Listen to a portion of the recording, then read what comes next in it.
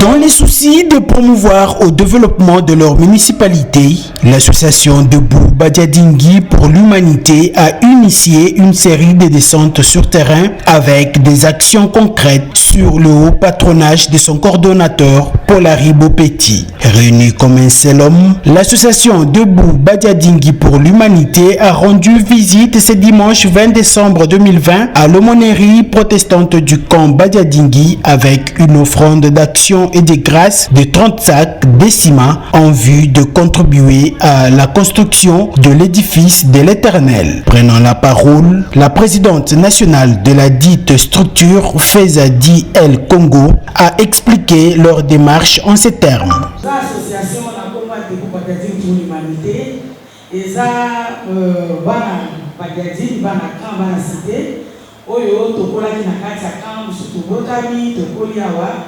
misusu mobamisali ngoma na biso azala na poto na kombo ya Paul Bopetti bongo bazwaki likanisi ya kocreye association na biso et surtout nous sommes kosalisa bana nyonso ya Badiadingui bongo ntango tomonaki ke ndako nzambe na biso bazokotonga tolobi te lokola tozali mpe bana ya Badiadingui tokoleka boye te ifo totia mpe mwa elembo na biso na etonga ya biso ya église protestante bongo yango tondingai tosepelaki eloko ya kosangana bino ya kotika bino kotikela mpe bino oyo ya biso elembo tobongisaki mpona kotikela biso mokola lelo mpe toprofite mpo na nsa de grâce bakazaka bape biso ya basasa biso eleliboso yango tina bomoni présence na biso na kati esika oyo mokola lelo yango wana. Signalons par ailleurs que, peu avant l'aumônerie protestante, l'association Debout Badiadingui pour l'humanité avait posé le même geste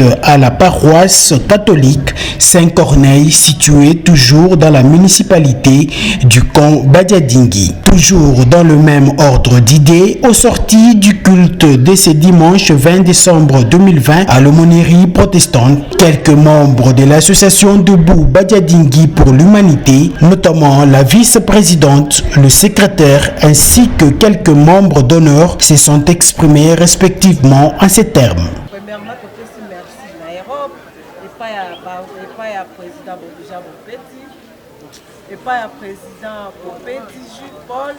Deuxièmement, je merci à Irlande et pas pasteur Léon Kafuji. Troisièmement, je merci à Afrique du Sud et pas Ibavon Azali. Quatrièmement, merci beaucoup na Angola, ici quand le président Azali, na Pascal, na Canada pour soit États-Unis, merci na bande de biso bazakuna y compris Dako, tout oyo basangaki balingaki ete eloko ekende liboso topesi bango nyonso merci tokende liboso association na biso comme lango association Debout Badiadingui pour l'humanité, c'est-à-dire tozali dans l'unité tosangana tokontinue kosangana pour que tokende de l'avant po nzambe oyo azali oyo asili koyoka maloba na biso akokisa kopesa biso oyo ezali pour l'année 2021 tozali na baaction soki botali bien bobaluki bopesi ndenge na pesi loboko nanga eza ekole oyo biso nyonso nde totanga na ekole y compris baye baza libanda batanga na ekole eza susu malamu te na 21e siècle ekole oki ozala bongo entre temps ebimisi baministre entre temps ebimisi bato ya minene wana ekole wana ifo tobongisango tolongwe na ekole toza na dispensaire kuna na se dispensaire wana mpe ifo tobongisa dispensaire eza na toilette te dispensaire eza na kisi te dispensaire voire même environnement oyo libanda nango eza mobili lumière ezalaka te oyo toza na biloko ebele oyo tosala tobanda nano esika oyo biso tobimi esika oyo biso touti komsa tokobima libanda mpona kokakashe baacte tosengi premièrement le président de la République azali ya mboka azali suprême ye azali sommet akota likambo parce que mapinga oyo bavandi awa na kati ya kamba ce sont les officiers baza na droit ya mai Badiadingui ezala na mai te Badiading eza na courant te, Badiading eza na et matali davantage. Érosion ezotungisa esika oyo environnement moko. École eza malamu te, nzela eza malamu te, alors tosengi na papa président na bakonzi oyo babengi bapapa na biso bagénéral oyo babengi bamama na biso ya ka oyo babengi bandeko na biso baza na kati ya mapinga basunga parce que Badiading eza mwa moke mpe isolé ekozala bien Badiading ezwa vague ya sika na 2021 oyo efungwama parce que papa président azali papa social. Papa président alingi esika oyo environnement ezali clair. Merci beaucoup pour cet événement d'ailleurs qui est réalisé bien et que tout le monde a applaudi. Nous sommes l'association Debout Badiading pour l'humanité. Nos œuvres que nous sommes en train de mener, c'est dans le cadre des actions humanitaires, ce sont les œuvres sociales et humanitaires. Nous ne sommes pas des politiciens. Donc, notre association est là pour sauver l'humanité, pour sauver notre quartier Badiading, pour sauver notre ville, province de Kinshasa. C'est pourquoi nous demandons vraiment le concours de tout le monde soucié de voir les biens de la commune d'Ingaliema, de voir les biens de la ville province de Kinshasa, voire même notre pays tout entier, de venir aussi apporter sa pierre à cet édifice pour que notre association aille de l'avant. Donc, l'association a commencé bien sûr avec les enfants des militaires et aujourd'hui l'association va maintenant prendre presque tout le monde soucié du bien-être de son prochain. Voilà pourquoi nous demandons à toutes nos autorités congolaises, à tout le monde qui a les moyens pour sauver la vie des humains, puisse venir se rejoindre à nous afin que toutes ces actions puissent toujours contribuer au développement de notre pays qui est la République démocratique du Congo. Premièrement, je remercie d'abord toute l'équipe, ceux qui sont en Europe, ceux qui sont en Afrique et partout. Et nous allons aussi remercier notre présidente, Maman Feza, pour les idées aux biso membres. Nous avons fait ça pour que cette association est Kende Liboso. Nous sommes une association non pour que tout la kaka ya bisoté. Notre association est beaucoup plus pour les autres. D'abord, c'est Maman Lobaki Awawa. Nous avons appris à descendre l'environnement na biso. L'environnement il y a Badiading. Et ça, c'est un deuxième grand événement pour l'association Essali. Et suite à Kawanate, si Dieu nous prête vie, nous allons d'ici peu aller donner aussi nos contributions, soit nos dons à l'église de l'aumônerie kimbangiste qui est ici au camp militaire. Et après cela, nous allons voir aussi d'autres moyens. Et merci beaucoup pour la journée. Nous remercions l'équipe qui est venue faire un don à l'église de l'aumônerie protestante du camp Badiading. On doit féliciter, c'est ça la manifestation de la vraie chrétienté.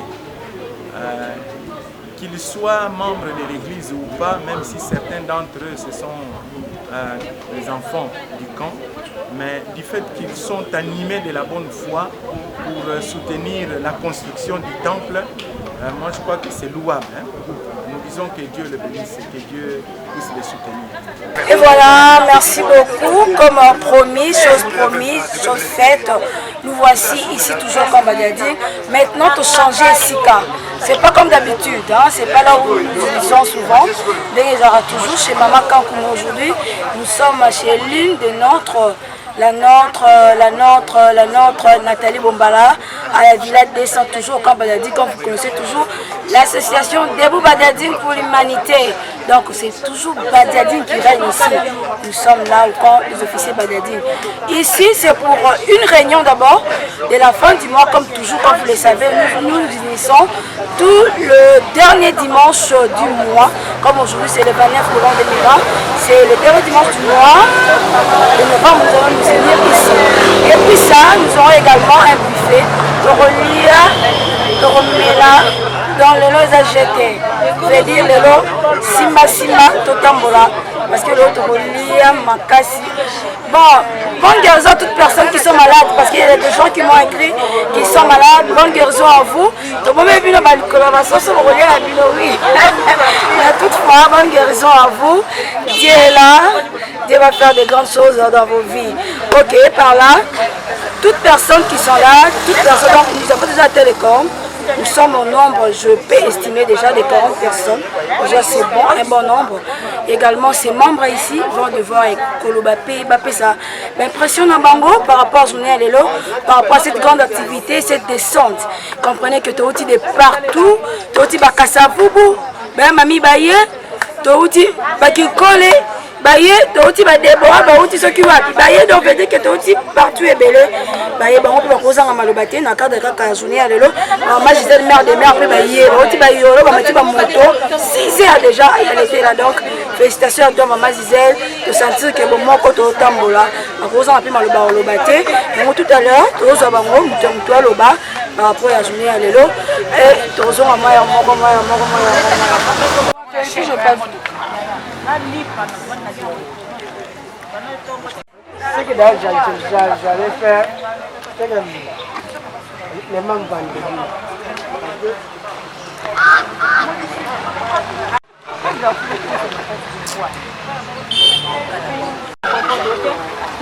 Nakende uzwa document mona cité vert. Zela nona na tata ba 14 heures. Na éviter. Ndengo mona le temps c'est loko lo baki ole.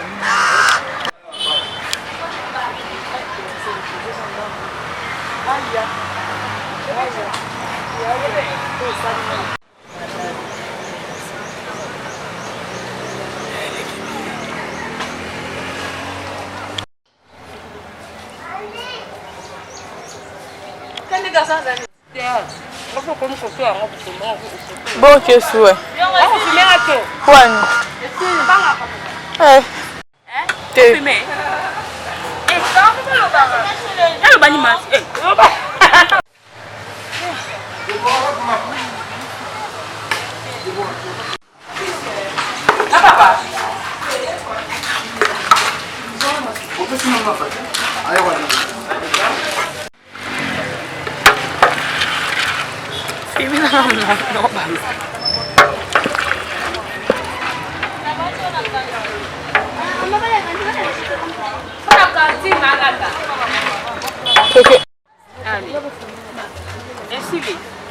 Oh, bah, Longino.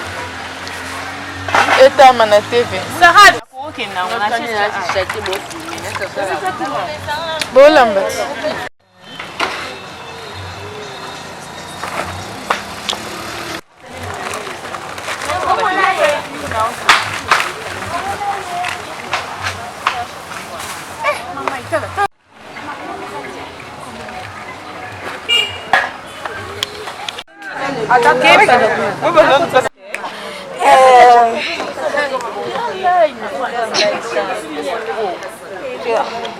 Avant, ce sont là. Et 4 pour le bonnet. Et 4.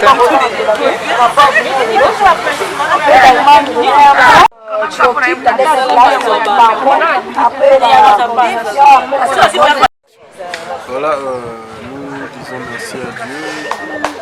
Tout ce qui s'est passé aujourd'hui, tout ce qui se passe aujourd'hui, parce que nous sommes en plein continuité. Nous avons fait une grande partie de notre programme. Il nous reste la réunion et puis une soirée de réjouissance entre frères et sœurs. Donc nous demandons à ceux qui ne sont pas avec nous, ceux qui n'ont pas pu être avec nous, de se présenter.